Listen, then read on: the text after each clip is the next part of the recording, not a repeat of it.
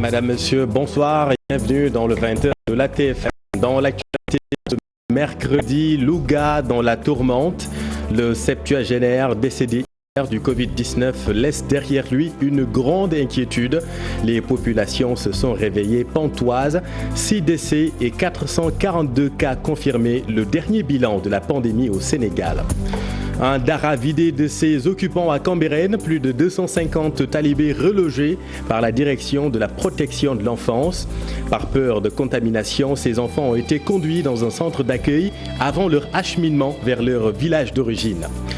Début du Ramadan, samedi, selon l'Association sénégalaise pour la promotion de l'astronomie, le croissant lunaire sera visible que vendredi seulement. Ramadan dans une période de pandémie, comment les Sénégalais s'y préparent? Timide affluence dans les marchés, vous allez le voir. Ce n'est pas encore le rush habituel. Voilà pour le sommaire, tout de suite le développement.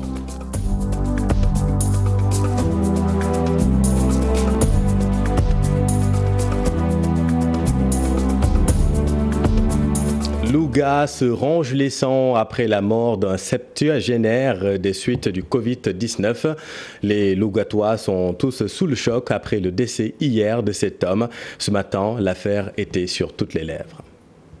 C'est une situation très catastrophique, en tout cas on ne sait pas pourquoi et pourtant les autorités sanitaires sont en train de faire des pieds et des mains pour en tout cas lutter avec ce Covid-19. Mais malheureusement, on ne sait pas quels sont les motifs en tout cas qui a déclenché la mort en tout cas d'un Lougatois et c'est une chose en tout cas qu'on déplore. Un peu peur parce que la psychologie d'une personne est souvent tourmentée par des effets. Donc comme un décès, c'est la raison pour laquelle nous sommes tous donc tourmentés vis-à-vis de ce qui nous arrive, nous les Lougatois. Je pense que chacun parmi nous est appelé à respecter les mesures édictées par les agents de santé. Très peur d'ailleurs. La situation est alarmante. Si nous regardons ce qui se passe dans le monde entier, le nombre de décès enregistrés dans les pays européens, il y a de quoi avoir peur. Oui, on risque d'avoir un autre foyer de contamination. La situation devient en tout cas plus critique. Et qu'est-ce qu'on devrait faire? Sinon peut-être demander encore une fois à la population de respecter les mesures barrières et en tout cas de veiller à ce que cette maladie en tout cas ne gagne pas du terrain ici à Louga. La situation est alarmante, c'est la raison pour laquelle nous exhortons tous les citoyens et citoyennes du pays pour leur dire l'heure est à la mobilisation. Les autorités sanitaires ont donné des conseils, des recommandations pour prévenir la maladie. Aujourd'hui, il est avéré que le port du masque est une forme de lutte efficace pour l'éradication du coronavirus.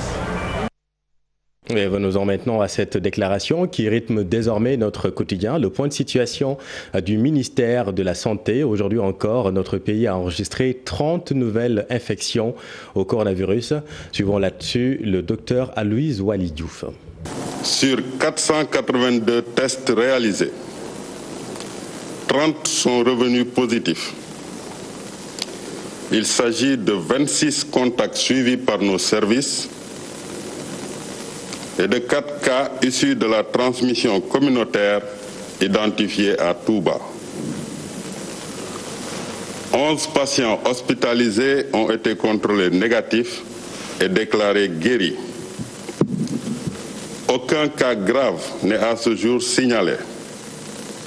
L'état de santé des patients hospitalisés par ailleurs est stable. À ce jour, 442 cas ont été déclarés positifs au Sénégal, dont 253 guéris, 6 décédés, 1 évacué et donc 182 sous traitement. Comme annoncé hier, mardi 21 avril 2020, le Sénégal a enregistré son 6e cas de décès lié au Covid-19. 75 personnes testées positives en 72 heures, dont 10 issues de la transmission communautaire. L'une des énigmes du corona, c'est son caractère asymptomatique chez certains malades. Des spécialistes préconisent le dépistage large dans des zones clusters. Reportage Pape Faraning à Madouba. L'augmentation des cas issus de la contamination communautaire inquiète plus d'un. Même les spécialistes de la santé. Pour eux, des mesures drastiques s'imposent pour stopper la propagation du Covid-19, surtout dans les lieux les plus touchés. Ça veut dire qu'au sein de la communauté, il y a des personnes qui circulent, qui probablement n'ont pas de symptômes et qui hébergent le virus. Ça, c'est problématique parce qu'il sera difficile, dans des cas pareils, de pouvoir arrêter la transmission tant que les populations, les personnes continueront à se déplacer à travers le pays ou dans les lieux publics. Avec cette augmentation de cas issus de la contamination communautaire, le chef de service de parasitologie à la faculté de médecine à l'UCAD craint une recrudescence si l'on y prend garde. C'est une maladie qui est mortelle, qui tue avec, c'est vrai, un taux de létalité qui tourne autour de 2%, mais qui peut varier, qui est loin de devoir dire apparemment son dernier mot, parce qu'on voit, comme vous l'avez dit, une augmentation du nombre de cas au Sénégal depuis quelques jours. Ça va continuer, ça va baisser, on ne le sait pas. Et avec également, malheureusement, ces décès que nous notons, mais qui sont prévisibles, parce que dans tous les pays du monde, on a vu effectivement. Certes, le test massif peut être salutaire, mais selon le professeur Daouda Ndiaye, sa faisabilité nécessite un préalable. Sur le principe, il est bon. Mais il y a des conditions à régler, à assurer d'abord pour que ce test soit efficace. Parce que le but du test massif, c'est de pouvoir tout de suite identifier tous les porteurs. Mais ce ne serait intéressant que lorsque on est dans une zone de confinement, parce qu'il faut savoir que si on teste quelqu'un, il est négatif, et que cette personne sort l'après-midi ou demain, il peut revenir avec le virus. Les conditions sont remplies en termes de logistique, en termes de stratégie, en termes de préparation de lieux d'isolement. Dans ce cas, ce sera intéressant. Mais sinon, ce sera un test de plus. 6 personnes ont perdu la vie depuis l'apparition de la pandémie au Sénégal. Les 3 sont enregistrés en 72 heures, signe d'une nouvelle situation épidémiologique dans notre pays. Et Pape Farah en première ligne de cette guerre contre le Covid-19. Le personnel hospitalier est exposé tous les jours au virus. Certains parmi eux ont d'ailleurs été contaminés au coronavirus. Et dans toutes les régions, la demande est identique. Plus de matériel pour se prémunir du Covid. Suivons Amadou Yeri Kamara. Il est le secrétaire général du syndicat autonome des médecins, interrogé par notre équipe à Sédhiou. Cela ne peut pas manquer parce que, comme vous le savez, les acteurs de santé sont en première ligne. Et si on est en première ligne, il y a certains risques que l'on prend. Nous savons que le risque existe et effectivement des agents de santé ont été atteints de Covid, mais on ne va pas faire une cartographie au risque d'apeurer la population ou bien certaines catégories de population. Et cela remet à l'ordre du jour toute notre plaidoyerie ou bien notre plaidoyer qu'on a eu à faire au début de cette maladie, quand on demandait des moyens de protection. Donc on le réitère et on le redemande. Il faudrait que les moyens de protection en termes de masques, d'équipements de protection individuelle soient en quantité suffisante et qu'ils soient renouvelés. Parce que c'est du consommable à usage unique. Il faudrait qu'on en ait assez. Voilà, qu'on ne soit pas tenté d'économiser certains équipements parce qu'ils sont sous tension. Délocaliser le centre de traitement de Tambacounda hors de l'hôpital, c'est la recommandation du professeur Moussa Seydi en visite à Tamba. Le professeur demande par ailleurs l'ouverture d'un centre de traitement dans toutes les régions afin de faciliter la prise en charge des malades. Il est interrogé par notre équipe à Tambacounda. Je suis satisfait de ma visite parce que j'ai vu que le centre de traitement est adéquat, même s'il doit être amélioré, même s'il faut créer un autre centre de traitement, qu'il fallait un centre de traitement au niveau de toutes les régions. Même si la région n'a pas de cas, ça ne fait rien, c'est tant mieux. C'est comme une assurance. Quand on paye une assurance voiture, on ne souhaite pas casser sa voiture. Quand on paye une assurance maladie, on ne souhaite pas tomber malade. Donc, oui, ce centre est adéquat.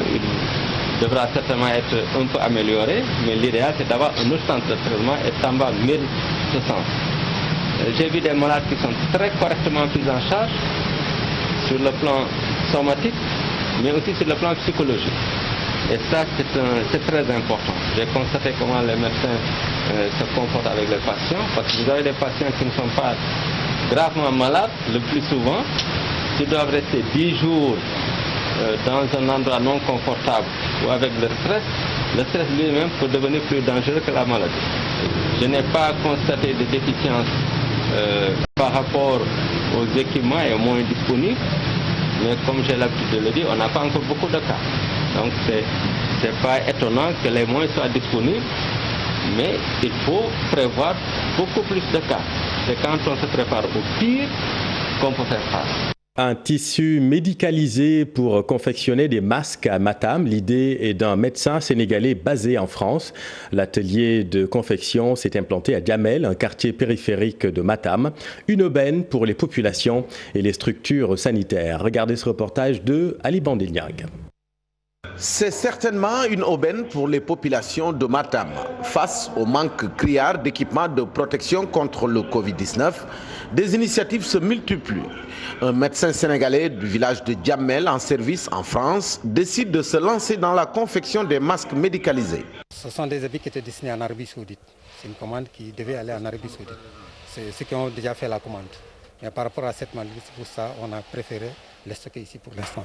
Ce sont des habits chirurgicaux. Si vous voyez la qualité du masque, ça n'a rien à voir avec les masques qu'on est en train de fabriquer ici, localement. Parce que les masques qu'on est en train de fabriquer localement, souvent il y a des fibres qui sortent. À force de respirer, vous sentirez, vous n'allez pas voir, mais vous sentirez qu'il y a une dimension qui retourne dans votre air. Par contre, ce genre de masque, le tissu c'est spécialement fait pour ça. Aujourd'hui, les pharmaciens et les districts sanitaires, les commandes proviennent de partout. Sur le marché local, ces masques sont vendus à 1000 francs l'unité. Nous ne voulons pas faire ça main libre. Parce que souvent, c'est la pharmacie qui nous fait des commandes. Hier encore, on est parti voir le médecin-chef de la région, le directeur du centre régional, PR.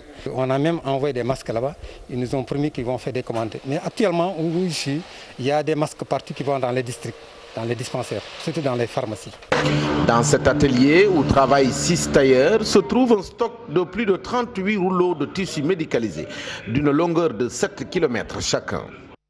Je pense, je ne parle même pas de région. Si le Sénégal veut, le stock qu'on a, ça peut servir beaucoup. Parce qu'on a un très grand, ce que vous avez vu, vous avez justifié, il y a un très grand stock, vraiment non seulement la région, mais l'ensemble de ces 10 régions, je pense, on peut fournir des masques. Avec l'obligation du port de masques dans les lieux publics, par exemple, imposée par les pouvoirs publics, les bonnes volontés peuvent désormais faciliter l'octroi de masques à tout un chacun. Merci Ali. Retour à Dakar, un dara vidé de ses occupants à Cambérène. Plus de 250 enfants talibés logés dans un bâtiment de 2 étages avec 21 mètres. Par peur de contamination et après plusieurs avertissements, la direction de la protection de l'enfance a usé de la force pour vider les lieux grâce à l'appui de la police. Voyons tout cela avec Habib Faye et Modou Diop. Ils sont plus de 250 enfants talibés. Tous habitent cet immeuble de 2 étages, un dara supervisé par 21 maîtres coraniques. La mendicité s'ajoute à leur apprentissage du Coran. Dans un contexte de coronavirus, les autorités ont fait une descente dans ce dara pour évacuer les enfants dans un centre d'accueil. Nous avons quelque chose qui s'apparente à une véritable forme de traite. C'est une véritable organisation, n'est-ce pas, de la mendicité dans ces locaux où des sérines dara se sont ligués et ont occupé différents appartements. Et au niveau de ces appartements, des centaines d'enfants qui sont entassés dans des conditions exécrables. Ils vont être acheminés au niveau du centre sauvegarde de Cambérène, où ils seront déjà diagnostiqués avant d'être reçus. Ensuite, mis dans les conditions normales où devraient se trouver des enfants de leur âge. Au moment où les cas de transmission communautaire se multiplient dans la capitale sénégalaise, l'heure est à la sensibilisation. Même si certains marabouts n'approuvent pas cette décision des autorités d'envoyer les enfants dans un centre d'accueil. J'ai l'obligation de veiller sur ces enfants. Leurs parents ont eu confiance en moi, raison pour laquelle ils les ont mis sous ma tutelle. Donc je n'accepterai jamais qu'on vienne me les prendre comme ça. Donc c'est, je dirais, un manque de volonté notoire de la part de l'enseignant qui refuse catégoriquement que les enfants rentrent chez eux. Les façons de la maladie, surtout pour ce qui concerne les cas communautaires, je pense qu'il était temps quand même que force reste à la loi. La séparation entre maîtres coraniques et leurs talibés n'a pas été facile à précisant de compagnonnage.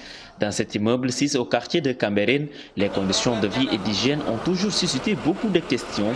Pour ces jeunes, c'est une nouvelle vie qui commence le temps du Covid-19. Merci Habib. Et restons justement avec les tout-petits à cause de la pandémie. Ça va faire plus de 5 semaines que les enfants ne fréquentent plus l'école. Comment occuper les élèves quand on est obligé de les garder à la maison? Pour beaucoup de parents, l'école à la maison est un vrai casse-tête. Mais au-delà, comment occuper les enfants? Comment combattre l'ennui des enfants à la maison? Élément de réponse dans ce reportage de Ousseynou Diop et Habib Sek. Depuis près d'un mois, les enfants ne vont plus à l'école à cause de la pandémie du Covid-19. Selon Barbara Poten, psychologue clinicienne, les enfants sentent moins le stress que leurs parents et s'adaptent rapidement. On connaît les enfants, voilà, eux, ça va souvent bien les arranger de rester à la maison plutôt que d'aller à l'école. Mais ce qu'on remarque, c'est que souvent les adultes sont très perturbés à l'idée voilà, que les enfants n'aillent plus à l'école. C'est surtout eux qui vont avoir un stress. Il faut prendre en compte le fait que les enfants ont une grande faculté d'adaptation, beaucoup plus que les adultes. Donc même s'ils ne vont pas comprendre exactement ce qui se passe, voilà, ils peuvent facilement s'adapter aux situations qui surviennent. Barbara Poten juge qu'avec cette pandémie, les enfants s'adaptent rapidement. Toutefois, elle a conseillé aux parents d'offrir aux enfants des jouets pour oublier le temps perdu. Ce qu'il faut, c'est voilà, essayer de trouver des occupations pour les enfants. Donc les enfants ont énormément d'énergie, ils ont tout le temps besoin d'être divertis. Une solution à laquelle on pense souvent sont les écrans, donc soit sur les tablettes, les portables et la télévision. Parfois c'est inévitable, les parents n'ont pas d'autre solution, les familles, mais il faut faire ça avec modération. Donc vraiment maîtriser le temps que les enfants passent devant l'écran, et il faut également surveiller le programme que les enfants vont regarder.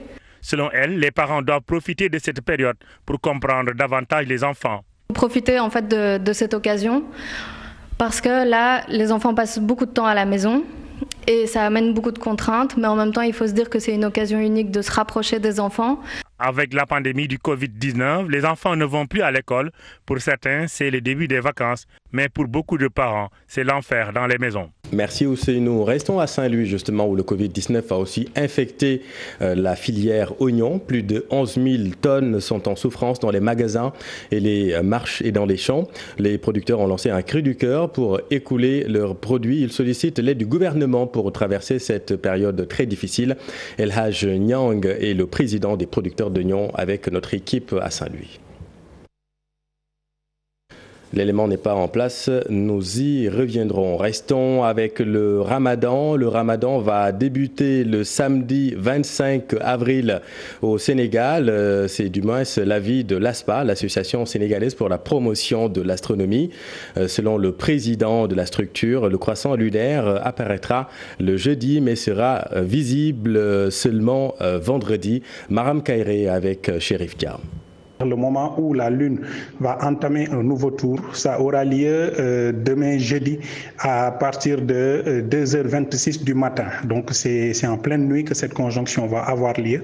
Ce qui a pour conséquence que en fin de journée, au moment où le soleil va se coucher à 19h28, la Lune sera extrêmement difficile à voir sur Terre, à part les endroits qui sont en Amérique du Nord, Amérique centrale et Amérique du Sud.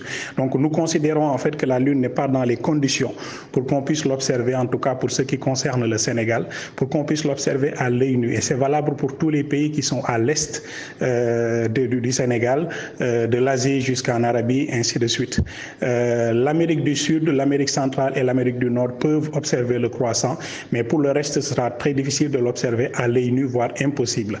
Maintenant, ce qui va se passer le vendredi 24, la Lune sera visible à l'œil nu facilement un peu partout à travers le monde.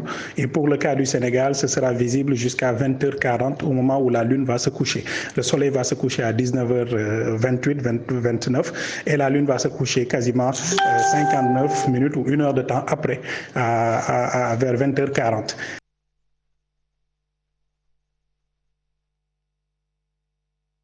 Et faisons un tour au marché, justement, à quelques heures du Ramadan. Le début est prévu vendredi ou samedi prochain, comme vient de l'annoncer Maram Kairé. C'est donc le moment de remplir les garde-manger, surtout dans ce contexte.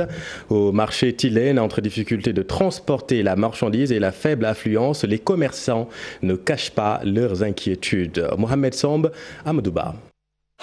Marché Tilène de la Médina. À quelques jours du mois béni de Ramadan, la liste des courses est déjà bien fournie, mais ces commerçants ne peuvent pas s'empêcher de s'inquiéter vu le contexte actuel du Covid-19. L'alimentation, problème transport.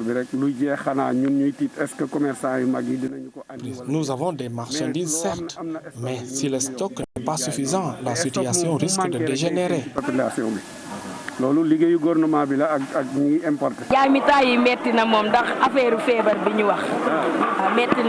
Franchement, la pandémie a affecté notre activité. Je viens de Colobane tous les jours. Ce n'est pas facile, mais nous n'avons pas le choix.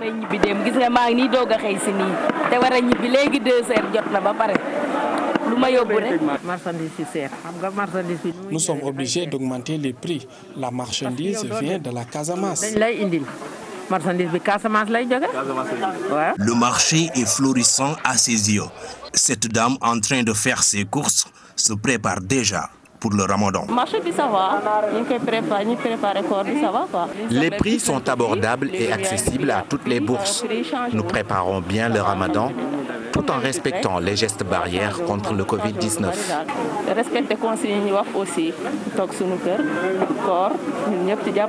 Obligés de s'activer malgré le contexte particulier du coronavirus, ces commerçants de Tilène espèrent un lendemain heureux pour sauver leur activité. Ce n'est pas facile pour nous de travailler dans ces conditions, mais nous n'allons pas abandonner.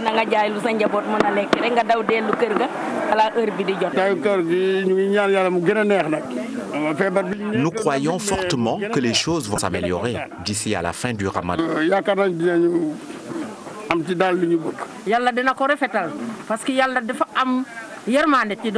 Il y a presque du tout dans ce site de commerce pour préparer du bon repas. Seulement à cause du Covid-19, le mois de Ramadan 2020 aura sûrement un cachet particulier. Merci Mohamed. Toujours à propos du Ramadan, le CNRA, le Conseil national de régulation de l'audiovisuel, invite les éditeurs à davantage de vigilance dans le choix des programmes à diffuser.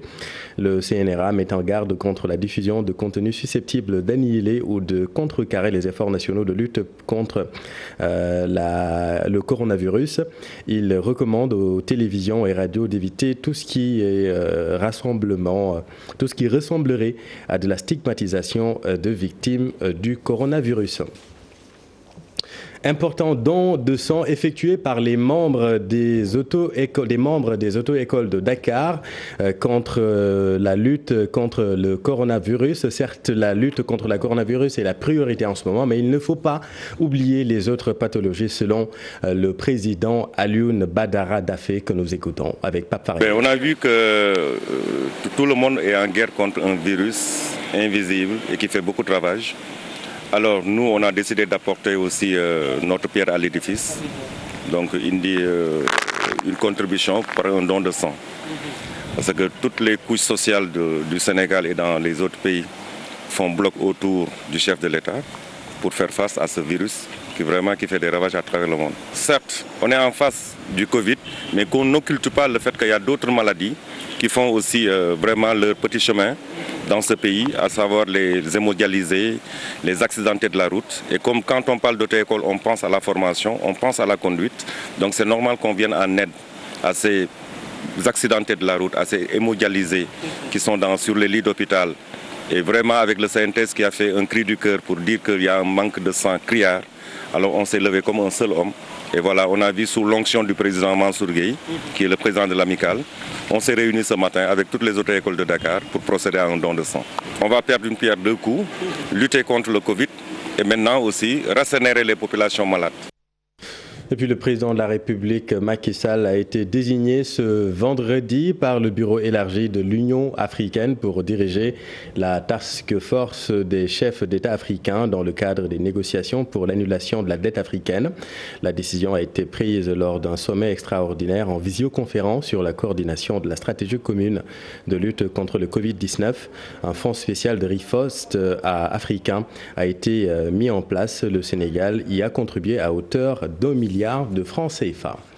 Et puis à côté du coronavirus, un autre virus très contagieux décime les lapins. Le phénomène est visible actuellement dans le département de Dakar, Pikine et Thiès. Des analyses sont en cours sur cette maladie qui n'est pas une zoonose, rassurent les spécialistes, suivant les précisions du docteur Margoulot.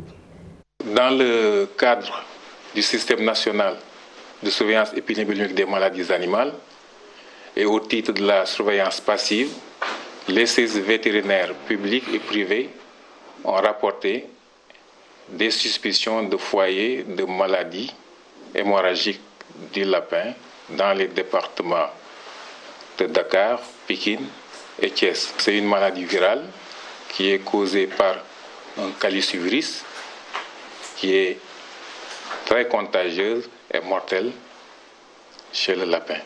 Et maintenant, pour rassurer aussi les populations, cette maladie-là n'est pas, dans notre jargon, une zoonose. Donc, zoonose, c'est une maladie des vertébrés qui est transmissible à l'homme et vice-versa. Mais ce n'est pas le cas pour la maladie hémorragique. Ce n'est pas une maladie que le lapin peut transmettre à l'homme et que l'homme aussi peut. Non, non. Voilà, c'est la fin de cette édition. Merci de l'avoir suivi. L'info continue dans le soir d'info avec Aram Touré. Vous recevez le docteur Safié Toucham. C'est à vous. Merci bien, Chérif Diop. Nous